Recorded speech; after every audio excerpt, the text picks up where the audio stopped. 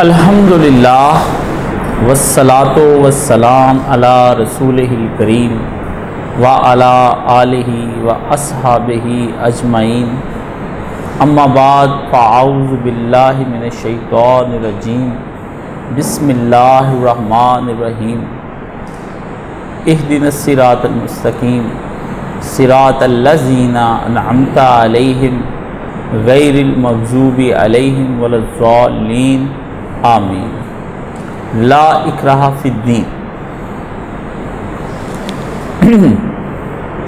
हमने कब कहा हमारी है करबला, हमने कब कहा हमारी है करबला, हक की बात तुम करो तो तुम्हारी है करबला। जिसने नबी के दिल पे उतारी हैं आयतें, उसी ने हमारे दिल पे उतारी है करबला। अज़ीज़ान ग्रामी, हम किसी से नहीं कहते ये करबला हमारी है, हम हर हक परस्त को ये कहते हैं कि करबला तुम्हारी है। और तुम जब हक की गुफ्तगू करने लगो तो अगर करबला का हवाला तुम देने लगो तो हम कभी ये हक नहीं जतलाएंगे कि ये फ़कत हमारी ही कोई जागीर है और तुम्हें इससे कोई वास्ता नहीं है। आज असल में ये बात समझने की है कि इमाम हुसैन ने जो बैत का इनकार किया है, इसके बारे में आपको वजाहत करनी है। और आज बैत को आपने समझना है कि बैत क्या चीज़ है। बैत अरबी ज़ुबान का लफ्ज़ है और इस्लाम के अंदर ये एक टर्मिनोलॉजी है, एक इस्तिलाह है जिसके ख़ास माना है कि अपने आप को अपने हाकिम वक्त और अपने खलीफा के लिए के सुपुर्द कर देना कि जब वो अल्लाह की अताअत का मुझे हुक्म देंगे तो मैं उनका हुक्म मानूंगा। और ये बैत नबी करीम अलैहिस्सलाम से चली और आपने मुख्तलिफ़ मौक़ों पर इस बैत की तजदीद भी फरमाई। लेकिन नबी करीम सल्लल्लाहु अलैहि वसल्लम ने दीन की उस बुनियाद को सब लोगों के सामने रखा कि ला इकराहा फिद्दीन। दीन के मामले में किसी पे कोई जबर नहीं है। अगर कोई दीन को इख्तियार करना चाहता है तो दीन को इख्तियार कर ले, अगर दीन को इख्तियार नहीं करना चाहता तो बेशक ना करे। और अगर कोई बैत करना चाहता है तो बैत को इख्तियार कर ले, अगर बैत नहीं इख्तियार करना चाहता तो ना करे। रसूलुल्लाह सल्लल्लाहु अलैहि वसल्लम ने हमें हर हालत में बैत पर रहने का हुक्म दिया है कि हालात कितने ही बिगड़ने की कोशिश करें तो ज़्यादा से ज़्यादा कोशिश तुम्हें चाहिए कि अपने हाकिम वक्त का साथ दो। लेकिन अगर हाकिम वक्त तुम्हें गुनाह की दावत दे और गुनाह करने का हुक्म दे तो वहाँ पर तुम्हारा हक है कि तुम उसकी बैत से ये इनकार ख़त्म कर दो कि मैं गुनाह नहीं तुम्हारे कहने पर करूँगा। नेकी का हुक्म दे तो वहाँ पर बैत करनी है। और हाकिम वक्त में कोई बुरी चीज़ भी देखे तो सब्र भी करना है। ये नहीं कि मामूली सी बात देखी और खड़े हो गए कि जनाब ये बात हमें समझ नहीं आती, हम एहतजाज कर रहे हैं, तो सब्र भी करें क्योंकि हाकिम वक्त की पॉलिसीज़ के अंदर बहुत चीज़ें हो सकती हैं। अब ये जो बात की जाती है बैत के लिए कि अताअत करना, तो नबी अलैहिस्सलाम ने खुद बैत रिज़वान ली। लेकिन एक सहाबी जो उस वक़्त मौजूद थे, जद बिन कैस, इन्होंने रसूलुल्लाह की बैत नहीं की। वो ऊँट पर के पास बैठे रहे। बाकी सहाबा किराम ने आकर की बैत, रसूल ने मजबूर नहीं किया उसको लेकर आओ कि हमारे साथ बैत करें। ये सब जानते हैं। कुछ कहते हैं वो मुनाफिक थे, जैसा भी था ज़ाहिरन वो इस्लाम लाए हुए थे, इसलिए अगर वो नहीं की तो रसूल ने उनको बुलाकर नहीं कहा कि तुम मुनाफिक हो, तुम बैत क्यों नहीं करते। हज़रत अबू बकर सिद्दीक रज़ी अल्लाह ताला अन्हु की बैत का सबसे पहले जिसने इनकार किया वो अंसार के सबसे बड़े सहाबी रसूल, जिनके घर में 300 आदमी रोज़ाना खाना खाता और लोग उनके घर से एक रोज़ाना आवाज़ आती मगरिब के वक्त में कि अगर किसी मुसाफिर के पास ठिकाना नहीं तो आप यहाँ पर आकर रह सकते हैं, अगर किसी के पास खाना नहीं तो यहाँ पर आकर वो खाना खा सकता है। और वो अंसार के सरदार थे और नबी करीम सल्लल्लाहु अलैहि वसल्लम उनसे बेहद प्यार फरमाया करते थे। और वो रसूलुल्लाह सल्लल्लाहु अलैहि वसल्लम को मक्का से मदीना लाने वाली वही शख्सियत हैं और उन्होंने नबी अलैहिस्सलाम को का वो सारा बोझ अपने सर पर लिया कि पूरे का पूरा मक्का भी उमड़ आया, या रसूलल्लाह साद बिन उबादा आपकी हिफाजत में जान दे देगा और उसका ख़ानदान भी जान दे देगा। लेकिन जनाब सिद्दीक़ अकबर रज़ी अल्लाह ताला अन्हु, हमारे वो सहाबी रसूल, हमारे नबी के बाद हमारे पहले खलीफा और नबी अलैहिस्सलाम के यारे गारो कब्रो बद्र, और हुज़ूर अलैहिस्सलाम के साथ इस वक्त भी वो आपके रोज़ा अनवर में आपके साथ इस्तराहत फरमा रहे हैं।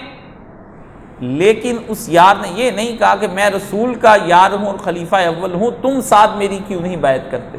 साद बिन उबादा, और वो नाराज होके शाम चले गए कि तुम लोगों ने मुझे खलीफा नहीं माना, अबू बकर को मान लिया और मैं अबू बकर की बैत नहीं करूँगा। तो जनाब अबू बकर सिद्दीक़ ने उनसे कोई तारुज़ नहीं किया, उनसे कुछ पूछताछ नहीं की कि तुम मेरी बैत क्यों नहीं करते। तो वो चले गए। और उसके बाद हज़रत अली ने, बुखारी शरीफ में आता है, 6 महीने तक हज़रत तलहा ने, हज़रत ज़ुबैर ने और बनु हाशिम ने हज़रत अबू बकर सिद्दीक़ की कोई बैत नहीं की। ये बुखारी शरीफ के अंदर है। 6 माह के बाद जाकर के बैत की है। शिया कहते हैं ज़बरदस्ती बैत ली है, हम कहते हैं कि अपनी मर्जी से बैत की है।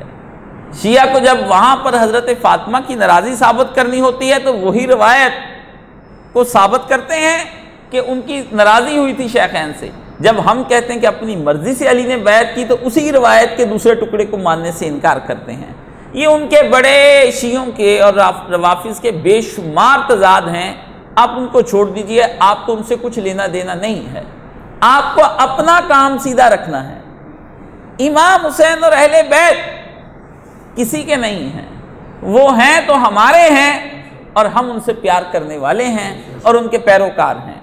हम उनका मुकदमा दुनिया के अंदर पेश करेंगे। शिया क्या करेंगे पेश? उनके पास सबीलें हैं, ताज़िया है, मातम है, सब कुछ है। हमारे पास ज़िक्र हुसैन है, मोहब्बत हुसैन है, पैरवी हुसैन है। उनको वो मुबारक, हमको अपने हुसैन मुबारक।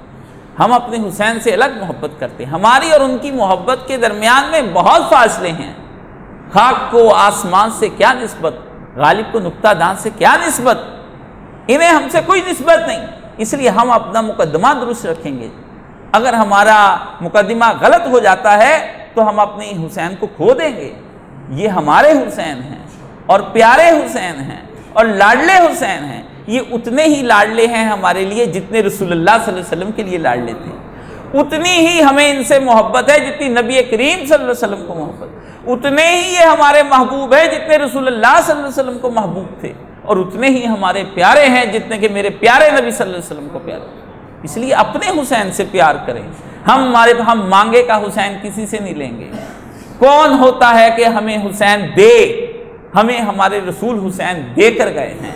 हमने हुसैन को हाथ से छोड़ा नहीं है, हमने हुसैन को अपने से दूर किया नहीं है, हम हुसैन को भूले नहीं हैं। हमें याद है, हमारी सियासत की किताबों में देखोगे तो फ़ज़ाइल हुसैन नज़र आएंगे। हमारे दिलों को चीर कर देखोगे तो वहाँ रहते हुए तुम्हें हुसैन नज़र आएंगे। हमारे दिमागों में भी हुसैन है और हमारे दिलों में भी हुसैन है। इसलिए मुकदमा हम समझेंगे अपना, हमें उनसे क्या गर्ज, वो क्या कहते हैं क्या नहीं कहते हैं। तो जनाब अली बैत साद बिन उबादा रज़ी अल्लाह ताला अन्हु ने की, और सिद्दीक़ अकबर की बैत अली मुर्तज़ा ने नहीं की 6 महीने तक। लेकिन सिद्दीक़ अकबर ने किसी को भेजकर ज़बरदस्ती बैत ली भी नहीं। अमीरुल मोमिनीन अली बिन अबी तालिब का जब जी चाहा और जब रंजिश दूर करनी चाहिए, हज़रत अबू बकर सिद्दीक़ से रंजिश थी। और बुखारी के अंदर ये लफ्ज़ है, असब्ता अबू बकर, तुमने जोरा आवरी के साथ हमें मजलिस शूरा में नहीं बुलाया। तो आपने उन्हें फरमाया, अली वहाँ मेरी कोई रजामंदी से नहीं हुई, अचानक से बैत हुई, तुम लोग इधर मौजूद थे, हम उधर मौजूद थे। अगर ये बाकायदा मजलिस बुलाई जाती तो हम तुम्हें भी ज़रूर बुलाते, लेकिन वल्लाह मैं तुमसे बड़ा प्यार करता हूँ। उसी रवायत में आता है कि जनाब अबू बकर सिद्दीक़ बावाज़े बुलंद रोए, और उनको रोता देखकर हज़रत अली मुर्तज़ा भी रो पड़े। रवायत में आता है कि सब लोग उस वक़्त जब हज़रत अली ने बैत की मस्जिद में आकर के, तो सब के सब लोग इस तरह खुश हो गए कि शुक्र है अल्लाह का नबी के दो यारों के दरमियान में सुलह हो गई और दोनों ने एक, मगर अमीरुल मोमिनीन अली इब्न अबी तालिब ने कोई प्रोपेगेंडा नहीं किया कि अबू बकर की बैत ना करो, और अबू बकर ने कोई अली के बारे में प्रोपेगेंडा नहीं किया कि ये आदमी हुकूमत का बागी और नाफरमान और सरकश है, इसकी बात ना कभी सुनना। ऐसा कुछ नहीं है, ऐसा कुछ नहीं हुआ। इसी तरह साद बिन उबादा रजी अल्लाह ताला अन्हु, ये लफ्ज नाम याद रखिए, साद बिन उबादा, क्योंकि साद बिन मुआज नाम के भी एक हैं सहाबी, वो तो रसूलुल्लाह सल्लल्लाहु अलैहि वसल्लम की जिंदगी में इंतकाल फरमा गए, और वो सहाबी ऐसे थे कि रसूलुल्लाह ने फरमाया आज साद जो मरा है इस पर तो अल्लाह का अर्श भी कांप गया है। ऐसे प्यारे सहाबी थे वो नबी अलैहि सलाम ने। तो ये साद बिन उबादा रजी अल्लाह ताला अन्हु ने बैत नहीं की और शाम चले गए और वहीं आपकी वफात हुई, और हजरत अबू बकर सिद्दीक ने उनसे कोई तारुज़ नहीं किया, कोई ऐसी बात नहीं थी। अगर बैत जिसको मैं पसंद हूं कर ले, जिसको नहीं पसंद तो आराम से बैठ जाए। तो दूसरे मरतबे पर अली मुर्तज़ा की बैत भी सहाबा कराम में से बहुत से लोगों ने नहीं की। मसलन हजरत अब्दुल्ला बिन उमर जो हजरत उमर के बेटे हैं, इन्होंने यजीद की तो की, यजीद की बैत तो की, अली की बैत नहीं की, अली की बैत नहीं। ये हर दफा हमसे ये पूछते हैं हमारे नवासिब जो इधर के, हजरत अब्दुल्ला बिन उमर ने यजीद की बैत क्यों की, तो हम इनसे पूछते हैं उन्होंने अली मुर्तज़ा की क्यों नहीं की। आखिर को अली चौथे खलीफा तो हैं, अगर अली चौथे खलीफा नहीं है, आज जो अली को चौथा खलीफा ना माने तुम उसको क्या कहोगे, तुम उसको क्या कहोगे। असल बात समझने की, मगर अली मुर्तज़ा ने इनसे कुछ नहीं कहा। हजरत उसामा बिन जैद जिनको रसूलुल्लाह अपनी गोद में खिलाते थे, उन्होंने हजरत अली के साथ मिलकर जंग नहीं की दीगर सहाबा के साथ, लेकिन अली ने उनसे कोई तारुज़ नहीं किया है। आपने ये कहा है लेकिन कोई तारुज़ पूछा ही नहीं उनसे कि आप मेरी बैत नहीं, आपने कहा ठीक है। हजरत तलहा और हजरत जुबैर ने हजरत अली की बैत की और बैत जा करके मक्का में हज करने गए, और वहां पर अब्दुल्ला बिन जुबैर के कहने में आकर के बैत तोड़ दी और जंग करने के लिए आ गए। जब जंग करने से पहले का वक्त आया तो हजरत जुबैर हजरत अली के फुफ्फी के बेटे हैं, तो हजरत अली ने जंग लड़ने से पहले तलहा को जब देखा कि हजरत जुबैर को देखा कि इसने तो हथियार लगाए हुए हैं, तो आपने बुलाया जुबैर, तो जुबैर आए। फरमाया वो दिन याद करो जिस दिन रसूलुल्लाह सल्लल्लाहु अलैहि वसल्लम ने तुम्हें और मुझे जफ्फी डालते हुए देखा। तो फरमाया जुबैर आज तो अली को गले मिलते हो, एक वक्त आएगा तुम नाहक होगे और अली से जंग के लिए चले जाओगे। हजरत जुबैर को वो वक्त जब याद दिलाया तो मिलकर रोए। मामू फुप्पी के बेटे थे, और जब अबू बकर की बैत नहीं की थी तो यही तलहा और जुबैर अली के साथ खड़े थे, और हजरत जुबैर ने कहा अली मैं तेरे हाथ पर बैत करता हूं, और वो फिर वापस चले गए। यानी पहले बैत की, फिर तोड़ी और फिर बैत की। जब जुबैर के बारे में उनका कातिल आया और उसने कहा कि हजरत जुबैर को धोखे से एक आदमी ने कत्ल कर दिया कि ये जंग से क्यों अलग हो गए, जिस पार्टी की तरफ से ये आए थे उन्हीं की पार्टी का आदमी था। तो हजरत अली रजी अल्लाह ताला अन्हु ने जवाब में कहा कि नबी अलैहिस्सलाम ने फरमाया था जो जुबैर का कातिल होगा उसको जहन्नुम की बिशारत सुना देना।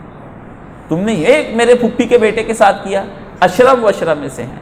हजरत तलहा रजी अल्लाह ताला अन्हु अशरम वशरा में से हैं। जब जंग हुई तो ये जंग से लौटने का इरादा लेकर वापस पीछे पलटने लगे, और हजरत अली को देखकर याद आ गया कि इधर तो अम्मार जंग लड़ रहे हैं, अम्मार जंग लड़ रहे हैं, क्योंकि रसूलुल्लाह ने फरमाया था कि अम्मार तुझे एक बागी गिरोह कत्ल करेगा, तू जन्नत की तरफ बुला रहा होगा, वो तुझे दोज़ख की तरफ बुला रहे होंगे। हजरत अम्मार वो सहाबी रसूल हैं जो नबी करीम सल्लल्लाहु अलैहि वसल्लम के साथ मक्का से चले आ रहे हैं, और इनकी वालदा इस्लाम की पहली शहीद खातून हजरत सुमैया रजी अल्लाह ताला अन्हा। और इन वाहिद की कब्र ऐसी है कि अबू जहल ने इनके जिस्म को चीर कर इनकी शर्मगाह के अंदर नेजा मार दिया था। ये वो माँ है जो आज भी हिल्टन होटल के करीब जो अंडरग्राउंड सड़क जाती है नीचे से गुजर के हरम के पास से, उसकी दाईं तरफ ऊपर देखोगे अंडरपास के, तो वहां इस माँ की अकेली की कब्र है वहां पर, और जंगला लगा हुआ है। कभी जियारत के लिए मौका मिले मक्का मुकरमा में तो चले जाना।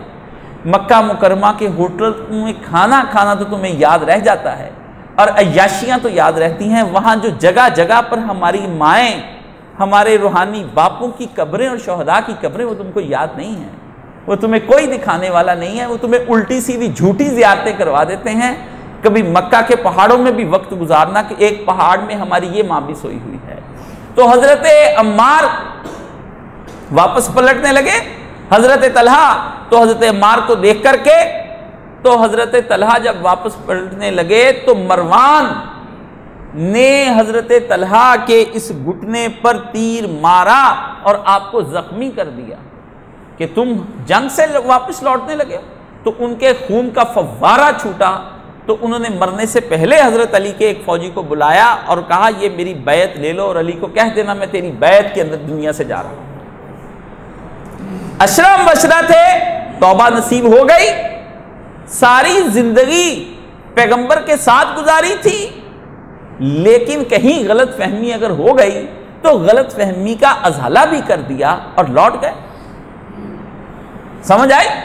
और ये लौट गए। तो हजरत अली ने ना उस वक्त कुछ कहा ना बाद में कुछ कहा, और ये हजरत अली की बैत में गए हैं। तो बैत इसवी, उसके बाद अमीर अल मोमिनीन से जो ग्रोह अलग हुआ है कि तुमने मुआविया रज़ी अल्लाह से किस लिए सुलह की है, तहकीम किस लिए की है, जंग क्यों रोकी है, इसको कत्ल कर देना चाहिए था तुम्हें। हजरत मुआविया ने नेज़े पर कुरान उठा लिया कि मेरे और हम तुम्हारी जंग के दरमियान फैसला कुरान करेगा। जैसे आजकल लोग कुरान मजीद उठा लेते हैं कि हम कुरान उठा लेंगे। हजरत अली ने कहा ये एक धोखा है, लेकिन हजरत अली का ग्रोह जो है वो दो हिस्सों में तकसीम हो गया। ये कुरान नेज़े पे उठाना, इन मौलवियों से जाकर पूछना कि कुरान नेज़े पे उठाना जायज़ है।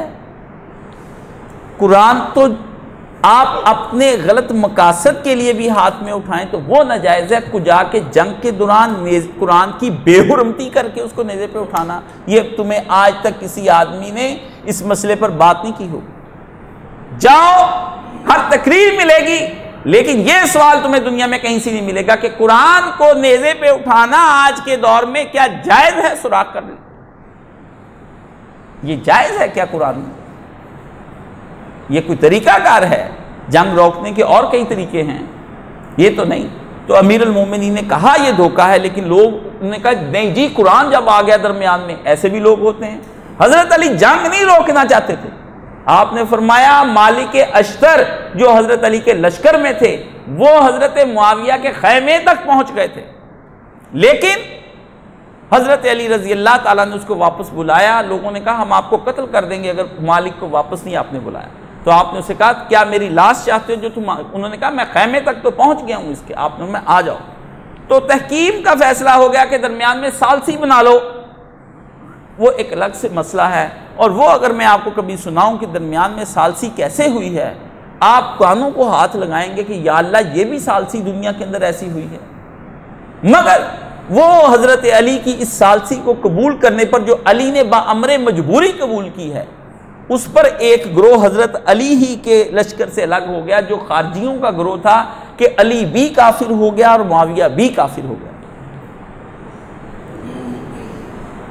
हजरत अली ने जब जुमे के खुतबे देते थे तो दरमियान में ये ग्रुप खड़ा हो जाता था कि अली हम तुमको नहीं मानते। हजरत अली का जुमे में खुतबा देना दोबर कर दिया जाता था। हजरत अली मुश्किल अपना जुमा खत्म करते थे, लेकिन आपने बावजूद पूरा इख्तियार रखते हुए उनको कुछ नहीं कहा है, जब तक वो पूरी सल्तनत में दंदनाते फिरते रहे हैं। लेकिन आपने उनको कुछ नहीं कहा कि हुकूमत के खिलाफ बात करते हैं तो बात करने की इजाजत है, उन्हें करते रहे। लेकिन एक दिन उन्होंने एक सहाबी रसूल एक सफर से वापस आ रहे थे और गधे पर बैठे हुए थे, बीवी उनकी हामिला थी। तो उन्होंने क्या किया, उसको कहा कि तू अली पे लानत कर, तू कह उसके बारे में। उन्होंने कहा मैं अली के बारे में कुछ नहीं कहूंगा। तो उन्होंने उन्हीं के सामने अपने नेज़े से उनकी बीवी का पेट चाक करके बच्चा निकाल के नेज़े पे रख लिया। अमीरुल मोमिन अली इब्न अबी तालिब को जब ये इत्तला हुई तो आपने अपनी तलवार मस्जिद से बाहर निकाली, फरमाया रियासत में सब कुछ करने देंगे मगर खून रेजी नहीं करने देंगे। ये काम नहीं हम होने देंगे कि दुनिया के अंदर तुम लोग खून रेजियां करते फिरो, ये खुद कुछ धमाके, ये नहीं होने देंगे। ये नहीं कि मोटरवे पे किसी की इज्जत लुट जाए और अभी तक पता ही ना चले कि लोगों को क्या हो रहा है क्या नहीं हो रहा है। ये एक इज्जत लुटी है, कत्ल एक हुआ तो अली मुर्तजा ने बंदों के कुश्तों के पुश्ते लगा दिए कत्ल करके, और इतना कत्ल आपने उनका किया और वो इकट्ठे होकर हजरत अमीरुल मोमिन अली इब्न अबी तालिब के पास आ गए। और वो सारे के सारे कुरान मजीद पढ़ने वाले कारी थे, लंबी लंबी दाढ़ियां थी और वो ऐसा कुरान पढ़ते थे कि लोग उनके कुरान पर आशिक हो गए थे, फरेफ्ता हो गए, तहज्जुद गुजार थे। लेकिन रसूल ने अली को बताया हुआ था कि ये लोग कुरान तो पढ़ेंगे मगर इनके हलकों के नीचे से कुरान नहीं उतरेगा, जितने मर्जी इसके इनके कुरान पढ़ने से धोखा नहीं खाना, और ये दीन से ऐसे निकल जाएंगे जैसे एक शिकार किया जाए और तीर जो है वो जानवर के दूसरी तरफ निकल जाए, ये ऐसे दीन से निकल जाएंगे। अमीरुल मोमिनीन को ये निशानियां बताई हुई थी। तो जब जंग हो गई तो हजरत अली मुर्तजा रजी अल्लाह ताला अन्हु ने क्या किया, आपने कहा कि जाओ तुम्हें एक आदमी उनमें कत्ल किया हुआ यूं मिलेगा कि उसके बाजू की जगह पर औरत के पुस्तान की तरह गोश्त लटक रहा होगा, एक बाजू होगा एक नहीं होगा। तो लोग गए, जाकर के तलाश किया, नहीं मिला। फिर गए, आपने हुक्म दिया नहीं ढूंढो, नहीं मिला। तीसरी दफा खुद अली मुर्तजा गए और जाकर देखा कि एक बहुत बड़ा गड़ा है, जिस गड़े के अंदर बहुत सी लाशें हैं खारजियों की पड़ी हुई। आपने वो सारी लाशें निकलवाते रहे, हत्ता आखिरी लाश जब निकाली तो वही आदमी उस हुलिये का ही निकल आया। आपने अल्लाह अकबर का नारा लगाया, कहा सच्चा था वो जिसने मुझे ये खबर दी थी, मोहम्मद अरबी सल्लल्लाहु अलैहि वसल्लम। मेरे रसूल ने मुझे बताया था कि तुम्हें जो ग्रोह उसके अंदर ये निशानी होगी उस ग्रोह की बातल के होने की। फरमाया सच्चा था वो रसूल। अली ने उनसे कोई तारुफ नहीं किया और उनसे कोई बैत नहीं उनके बारे में की। तो ये हजरत अली ने, नबी अलैहिस्सलाम के दौर में मुनाफिकीन की कसरत थी। अब्दुल्ला बिन उबई मुनाफिक था, वो साजिशें बनाता था, बज़ाहिर इस्लाम ले आया था लेकिन अंदर से वो काफिर था। नबी करीम सल्लल्लाहु अलैहि वसल्लम को एक सहाबी ने मशवरा दिया, अल्लाह के रसूल अगर आप हुक्म दें तो इसको कत्ल कर दूं। रसूल अल्लाह ने फरमाया नहीं, दुनिया में बात फैल जाएगी कि मोहम्मद तो अब अपने असहाब को भी कत्ल कराने लगे हैं। रसूल ने भी ऐसा पसंद नहीं फरमाया है। क्यों नहीं पसंद फरमाया? पैगंबर ने कहा आज़ादी से काम करे, समझाएंगे। आप देखें सबसे हुजूर ने किताल किया है, किताल कत्ल किया है, यानी जंग की। जिहाद दो तरह का होता है, एक जबान से बात की जाती है, एक जिहाद जो हाथ से किया जाता है उसको कताल कहते हैं, वो जिहाद की आखिरी किस्म है।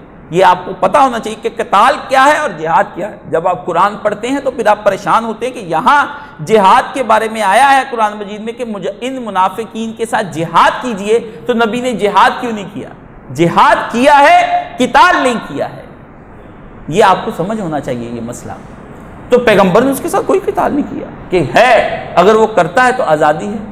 रसूलुल्लाह सल्लल्लाहु अलैहि वसल्लम की एक लौंडी थी बरीरा, हजरत आयशा सिद्दीका रजी अल्लाह ताला अन्हा ने उसको लेकर आज़ाद कर दिया। इस्लाम के अंदर है जब इस तरह औरत आज़ाद हो जाए और मर्द गुलाम रहे तो औरत को यह हक हासिल हो जाता है कि वो शौहर के साथ रहे या ना रहे। उसका शौहर गलियों में रोता फिरता था कि बरीरा मुझसे निकाह नहीं रहे। बरीरा कहती मैं आज़ाद हूँ इसलिए मेरा तुम्हारा निकाह खत्म है। उसकी अपनी बीवी के बारे में आंसू बहाना देखकर रसूलुल्लाह को रहम आया। आपने बरीरा से कहा बरीरा तुम उसको उसके साथ उसी निकाह में रहो।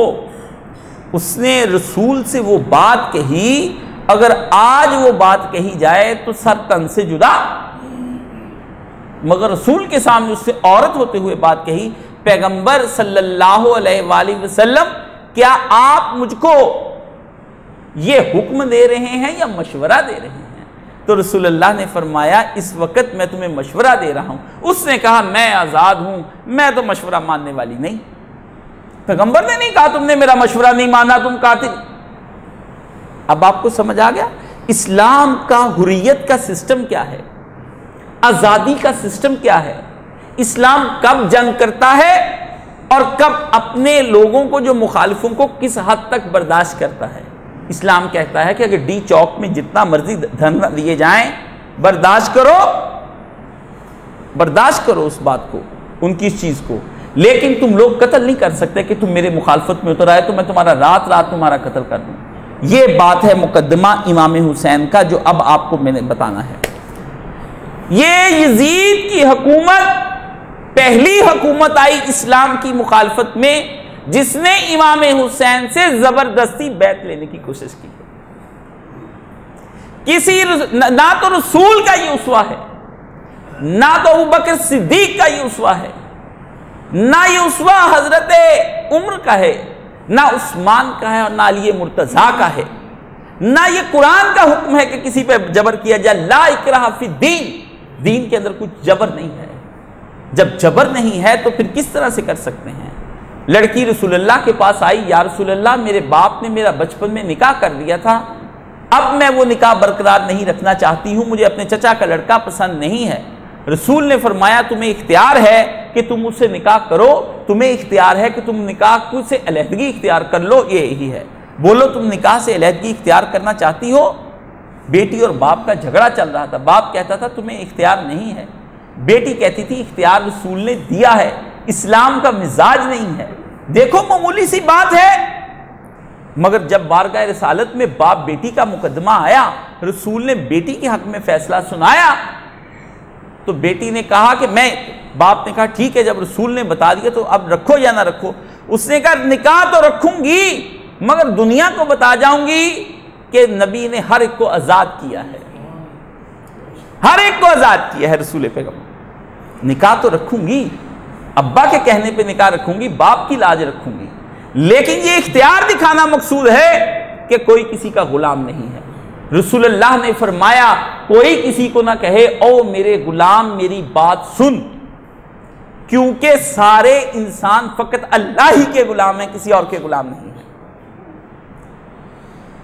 वो उसको खादिम तो कह सकता है, अपना बंदा नहीं बना सकता। मेरे बंदे मेरी बात सुन, बंदा कोई किसी का नहीं है, बंदा फकत इंसान अल्लाह रब्बुल इज्जत का है। कूनु इबादिल्लाह, तुमसे यह कहा जाता है कुरान मजीद में कि अल्लाह के बंदे बन जाओ।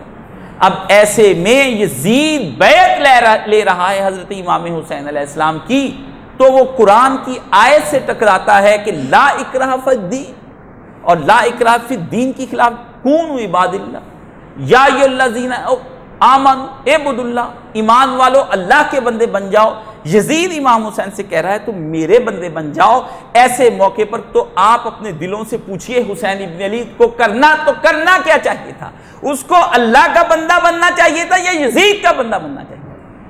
अल्लाह का बंदा लाजमी तौर पर बना। तो इमाम हुसैन वाहद आदमी हैं कि जिनके हाथ से जबरदस्ती उनसे बैत लेने की कोशिश की गई। आपने फरमाया हम बैत नहीं करेंगे। दो आदमियों ने यजीद की बैत का यजीद के जमाने में इनकार किया है। एक हजरत इमाम हुसैन जिसकी तरफ पूरी उम्मत की निगाहें लगी हुई थी, और दूसरा आदमी हजरत अब्दुल्ला इब्ने जुबैर, ये नवासे हैं अबू बकर सिद्दीक के, बेटे हैं उसी जुबैर के, अशरफ बशरा के, और मां इनकी वो है जो 3 दिन तक रसूलुल्लाह को गारे सौर में खाना पहुंचाती रही है, अस्मा बिनते अबी बकर। और इसके मुंह में रसूलुल्लाह ने अपने मुंह से खजूर चबाकर इसके मुंह को लगाई और इसके मुंह में भी अपना लुआब दिया। 2 आदमियों ने यजीद की बैत नहीं की, ना हुसैन इब्ने अली ने, ना अब्दुल्ला इब्ने जुबैर ने। उस वक्त जो लोग सियासत में नुमाइंदे थे उनमें सबसे बड़ा नुमाइंदा हजरत इमाम हुसैन थे, उसके बाद इनकी कहीं बारी आती थी। दुनिया ने जब इन दोनों ने बैत से इनकार कर दिया तो इन्होंने जाकर के अपनी हुकूमत यजीद के बाद इन्होंने अपनी हुकूमत यजीदी के दौर में मक्का और मदीना में अपनी हुकूमत कायम कर ली थी, और इन्होंने बैत तोड़ी। और इन्हीं की बैत के तोड़ने के, इन्हीं को खत्म करने के लिए यजीद ने अपना लश्कर मक्के में भेजा कि इनको वहां कत्ल करके आओ। 10 साल तक, 71 साल तक 61 से 71 तक 10 साल तक उधर यजीद और उसके खानदान की हुकूमत चलती रही, इधर इनकी अब्दुल्लाह इब्न ज़ुबैर की हुकूमत। 15 दिन का ये रोजा रखते थे। कितने दिन का रखते थे? और मस्जिद नबवी के अंदर इस तरह से नमाज अदा करते थे जिस तरह एक सुतून खड़ा होता, परिंदे ऊपर आकर कई कई घंटे बैठे रहते थे।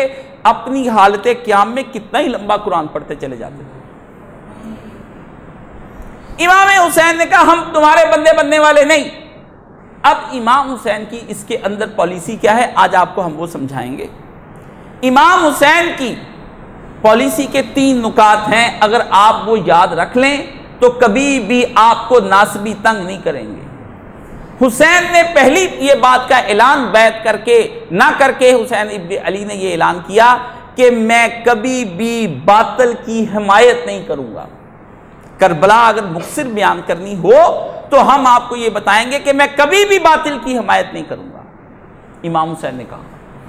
और आपने बातिल की हिमायत नहीं की कभी भी, किसी वक्त में भी बातिल की हिमायत। जब आपको पता चला कि हजरत मुआविया का इंतकाल हो गया और यजीद जो है वो आपने पहले दिन ही आपने इनकार कर दिया, पहले दिन ही इनकार कर। क्यों?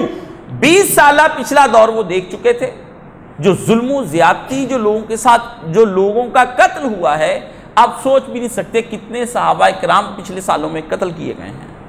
हुजर बिन अदी रजी अल्लाह ताला अन्हु का कत्ल किया गया है। नबी अलैहिस्सलाम के ये वो सहाबी हैं जिनको राहिबे मिन सहाबे मोहम्मद कहा जाता था कि ये रसूलुल्लाह के सहाबियों में ये आदमी तो दुनिया छोड़ ही चुका है। उसने सिर्फ इतना कहा कि अली पर लानत नहीं करूंगा, और ये जो तुम लोग आकर के खुतबों में गालियां देते ये हम सुनेंगे नहीं। और उसको वहां ले जाकर मारा गया जो इलाका उसने ही फतह किया था, और इसी तरह मारा गया आपको कि कब्र आपकी खोदी गई, बेड़ियां आपको पहनाई गई, और आपने 2 रकतें वहां नमाज से पहले कब्र में जाने से पहले अदा की, और मुक्सर की कि कहीं ये ना कहें कि मौत से डरता है, और कहा मुझे इन बेड़ियों के साथ तुम दफन करना, मैं हजरत मुआविया को पुल सरात पर मिलूंगा इन बेड़ियों के साथ, इनको इन बेड़ियों के साथ वहां मिलूंगा। जब हजरत मुआविया मदीना आए तो अम्मा आयशा सिद्दीका ने कहा मुआविया जो तूने की है हुजर के साथ, तुझे खुदा का खौफ ना आया? तो हजरत मुआविया जवाब ना दे सके। फरमाया मैं तो बस आपकी खिदमत करने के लिए यहां पर आया था कुछ पैसे लेकर के। बात को पलट दिया, बात को पलट दिया। और कितने लोगों का खून पूछोगे, वो एक अलग दास्तान है। एक छोटी सी दास्तान सहाबी को कत्ल करने की ये है। हुसैन तो सब कुछ देख चुके थे, भाई उनके को जहर दे दिया गया। और कभी उस शहजादे का जिक्र करूं तो करबला से ज्यादा दुखी जिक्र है। मुसीबत तो ये है कि अगर मैं उसे लफ्जों में बयान करूं तो तुम शायद उतना ना रो सको, लेकिन कलब अगर तुम्हारा अंदर हो तो तुम्हें पता चले कि हुसैन से भी ज्यादा जो मजलूम है वो मेरा शहजादा इमाम हसन अलैहिस्सलाम है। हसन की शख्सियत को दुनिया के अंदर जिस तरह से मजरू किया गया है कि वो 300 शादियां की हैं उसने, और बताया कि वो जिनसी तौर पर औरतों की तरफ ज्यादा माइल थे, बदनाम कर दिया गया हुकूमत की तरफ से। उनको झूठ बोलते हैं, झूठ बोलते हैं हजरत हसन।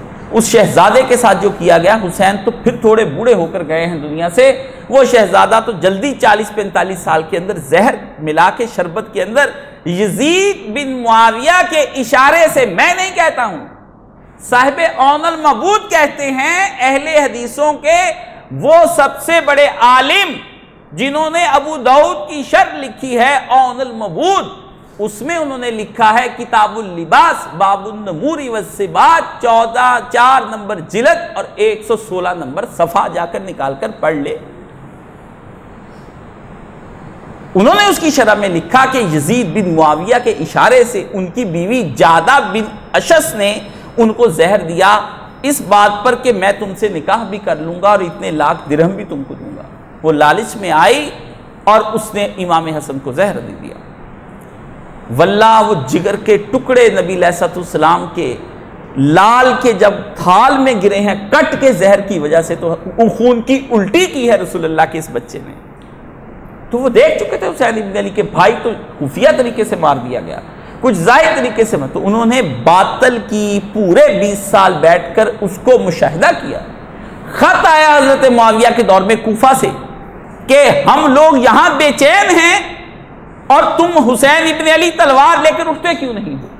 तो हजरत मुआविया को पता लगा और कहा मुझे पता लगा है कि तुम्हें खत लिखे जाते हैं और तुम्हें बुलाया जाता है, तुम कोई साजिश करोगे मेरे खिलाफ। आपको पता है हजरत मुआविया ने हजरत हुसैन को धमकी दी है कि मैं तुम्हें कत्ल करवा दूंगा। फरमाया, ये लिखा वाकया कि ऊंट का लगता है खून पतला हो गया है, अब ज़िबा किए बगैर उसकी जान नहीं छूटनी। ये हजरत हुसैन को कहा। हजरत हुसैन को ये बात कही, अरबों के अंदर लफ्जों के हेर फेर के अंदर बात छुपाकर दुश्मन को कहते। फरमाया, लगता है आजकल ऊंट का खून पतला हो गया है, अब उसकी ज़िबा हुए बगैर जान नहीं छूटनी। धमकी दी है। तो हजरत हुसैन ने आगे से कहा, वल्लाह मैं अगर आज मर गया और अल्लाह ने पूछा कि तू इस जालिम के खिलाफ उठा क्यों नहीं, तो मैं अल्लाह को क्या उज़र पेश करूंगा अगर चला गया। मैं तो ये सोचता रहता हूं, तू तो सोचता है ना कि मैं तेरे खिलाफ साजिश बनाता हूं। मैं अपने दिल में दिन बाद ये सोचता हूं कि ये कैसे। तो इमाम हुसैन ने 20 साल दौर के तसलसल को बरकरार रखने से, बातिल की हमायत से इनकार कर दिया कि बातिल की हमायत नहीं की जाएगी, चाहे सूरत कुछ भी बन जाए। आज की तहरीकें जो चलती हैं, ये जमातें बनी फिरती हैं, ये बातिल के साथ किस तरह गठजोड़ करती हैं, अंदर खाते जा कर के सीटें एडजस्ट करती हैं और कहती हैं हम ये हैं हम वो हैं। छोड़ जाइए आप और मैं सब गुनाहगारों की सफ में हैं। हम किसी के बारे में भी बात करें, हम आपको क्या पता कि हम कहां खड़े हैं। हम सब वो हुर हैं जो अभी तक लश्कर यजीद में हैं। हम सब वो हुर हैं जो लश्कर यजीद में हैं। वहां से मरात लेते हैं, खाते हैं, पीते हैं, मौजें करते हैं और हम उनके साथ गठजोड़ भी रखते हैं और हम उन्हें राजी भी रखते हैं। ये अवामी रवैया भी यही है और खास का रवैया भी यही है। आप भी किसी बड़े से नहीं बिगाड़ना चाहते, आप उस वक्त देखा करें यूं यूं यूं कैसे आप करते हैं। जब आपके पास कोई बड़ा आदमी आ जाता है तो आप बोतलें मंगा, उसको प्रोटोकॉल अता फरमा, उसके लिए गाड़ी सफाई करवा, कैसे सलूटे मारते हैं। आप कितने भी किसी पार्टी की मुखालिफत में कितने ही आगे चले जाएं, लेकिन जब अगर उस पार्टी का सदर आपके पास आ जाए ऑपोजिशन का, तो आप सलूट जरूर उसको मारेंगे। आप कहेंगे ये मुरव्वत के खिलाफ है। हुसैन इब्न अली ने कोई मुरव्वत नहीं दिखाई। उन्होंने साफ कहा कि बातिल की हमायत से इज्तनाब करेंगे, हम कभी नहीं करेंगे, इनकार कर दिया। दूसरा, इमाम हुसैन ने पहल ही नहीं की खून रेजी करने के लिए। इसको कहते हैं खून रेजी से इज्तनाब। पहला क्या था? बातिल की हमायत से इनकार। और दूसरा काम क्या था? खून रेजी से इज्तनाब। तलवार नहीं अपनी तरफ से पहले उठाई। इमाम हुसैन को मक्का में, मदीना में पता चला, अब वहां मदीना छोड़ गए कि जंग ना हो जाए। अब मक्का में पता चला, आपने अपना एहराम खोल दिया। वो हुसैन जिसने 40 हज किए हुए थे, जब 41वां हज करने का मौका आया तो हुसैन को हज को उम्रे में तब्दील करना पड़ा कि कहीं खाना काबा में इतनी लड़ाई ना हो जाए कि मुझे कत्ल कर दें। हजरत अब्दुल्ला इब्न अब्बास ने पकड़कर रोकना चाहा तो फरमाया, अब्दुल्ला इब्न अब्बास तुम मुझे छोड़ दो, मैं हरम से बाहर जाकर एक बालिश्त बाहर हट के मर जाना पसंद करता हूं। हरम की जमीन को खराब नहीं करना चाहता कि यहां झगड़ा हो, क्योंकि रसूल ने फरमाया, कुरान ने फरमाया, वो अमन का मुकाम है, अमन के मुकाम पर जंग ना चाहिए है। हुसैन इब्न अली को वहां से निकाला गया। क्यों? हुसैन को वहां पर इत्तला हो गई। इमाम हुसैन बेखबर नहीं थे। और सुन लें आप मेरी ये बात, बंदे दोनों बेखबर नहीं थे। बंदे दोनों बेखबर नहीं थे। ये तो उनसे पूछें जो बंदे दुश्मनियां पालते हैं। आप अवाम को क्या, आप ना दुश्मनी पालते हैं ना दोस्ती पालते हैं, आप तो मुनाफिक और खुशामिद पसंद हैं, तमल्लुक पसंद हैं, चापलूस हैं। छोड़िए, ये बेगैरतों की बात नहीं हो रही, ये असबियत की बात हो रही है और हमीयत की बात हो रही है। यजीद असबियत में है कि मेरा बाप और बनु उमैया हम दौलतमंद खानदान से हैं और हुक्मरानी हमारा काम है। हुसैन हमीयत में है। दीनी गैरत का नाम हमीयत होता है, हुसैन गैरत में है। हमीयत और असबियत में फर्क करके जियो। हमीयत कहते हैं दीनी गैरत को कि उसके सामने जब अमर बिल मारूफ और नहीं अनिल मुनकर में से कोई चीज टूटे तो उसको गैरत आ जाए, जोश आ जाए कि हम पैगंबर के दीन को यूं पामाल नहीं होने देंगे जो अब तुम्हारी दुनिया से उठ चुकी है। बेगैरत बाप और बेगैरत भाई जिस वक्त अपनी बहू बेटियों को स्कूल और कॉलेजेस में बिन पर्दे और बिन हयाओं के छोड़ते हैं तो वो दीदी गैरत खत्म हो चुकी। रसूलुल्लाह ने फरमाया दुयूस को कभी भी जन्नत की खुशबू नहीं आएगी। या रसूलुल्लाह दुयूस की तारीफ फरमाइए। फरमाया मां, बहन, बेटी, बीवी में से 4 में से कोई बेहयाई करे और वो उस पर गैरत का इजहार ना करे, उसे रोके ना, वो उसको कभी जन्नत की खुशबू नहीं आएगी। इस पूरे मुआशरे को जन्नत की खुशबू क्यों नहीं आ रही है, कभी सोचिए। तो ये असबियत और दीनी गैरत जिसको हमियत कहते हैं, हुसैन के अंदर हमियत बाकी है, उसके अंदर असबियत बाकी है। तो दोनों दुश्मन हैं एक दूसरे के। दीन कुफर का दुश्मन है और कुफर दीन का दुश्मन है। कुल या अय्युहल काफिरून, काफिरों सुन लो ये बात कान खोलकर, ला आबुदु मा ताबुदू, जिसकी तुम पूजा करते हो हम उसकी पूजा नहीं करेंगे। पूरी सूरा ये लिखी है। आज आप किसी को काफिर कह सकते हैं? गामदी कहता है किसी को काफिर कहो ही ना, नॉन मुस्लिम और नॉन बिलीवर्स कहो। कुरान कुफार की बात कर रहा है। आज आप किसको, जो आपको कत्ल करें, आपके बच्चों को कत्ल करें, आपके मुसलमानों पर, वो आज कुफर भी नहीं कहलाया जाएगा। उनके साथ आप डिप्लोमेटिक पॉलिसीज चलाते हैं और कहते हैं कि इस तरह से किया जाए। तो दोनों बेखबर नहीं। ना यजीद ही हुसैन की कार्रवाई से बेखबर था, ना हुसैन ही यजीद से बेखबर थे।